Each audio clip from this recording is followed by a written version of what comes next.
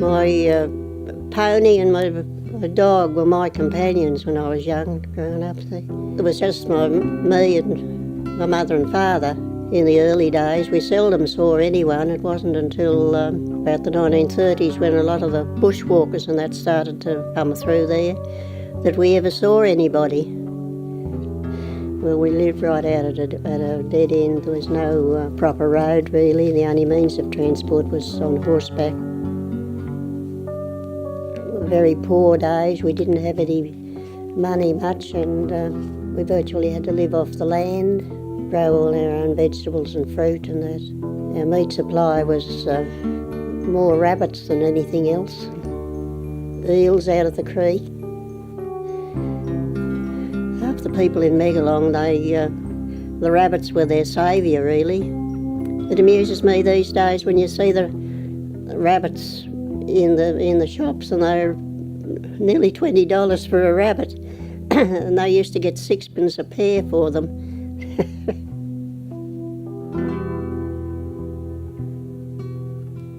You had to be resourceful. You couldn't waste anything. You couldn't even waste a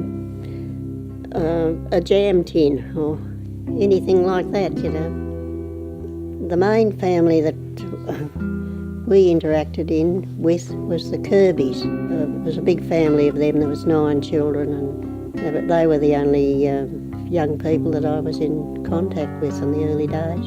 They had the post office and the only phone that was in Megalong. So if you wanted to make a phone call, you had to catch a horse and ride 4 miles into the post office to make a phone call. And of course it was a real treat to get a newspaper. No wireless or anything like that. So when the news was often about 3 months old before we heard about it. Well, in those days you only had one good dress, and you wore that when you went out. You didn't have any money to buy anything else. You'd have to go to town about once a month, I suppose, and get some supplies. If grandmother lived in Katoomba, we used to leave the horse in her yard and walk down and do the shopping and bring it back and load it up on the horse and back down Ellie's Glen. It was about a 10-mile trip. He was an epileptic. He used to take very bad epileptic fits at times. From when I was about 8 years old, I used to go down on the Coxs and mustering cattle and that sort of thing.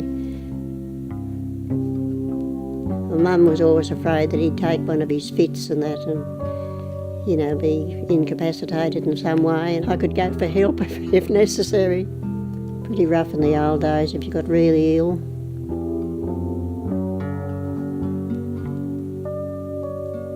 Bert was adopted. And he was about 6, I think, when he joined our family. I was about 13 or so at the time. His family were in very poor circumstances, and then they lost their mother.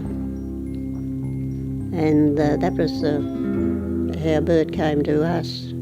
It was very strange to him because he'd grown up in spent his early days in the city. He used to go out with his brother selling papers. When he came down first, when all the bush was strange to him, he'd roam around and he'd be saying, Telegraph, Sydney Morning Herald. Oh, I miss it in a way, I suppose, although it's sad to see what it is now to what it used to be. I suppose you've always got a feeling for where you grew up. It was a very solitary existence, really.